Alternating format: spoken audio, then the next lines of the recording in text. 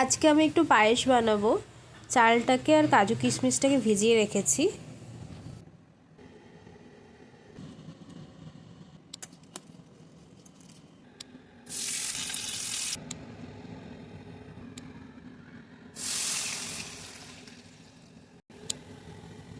দুধটা প্রায় ফুটে এসেছে, এবার আমি এর মধ্যে চালটা দিয়ে দেব।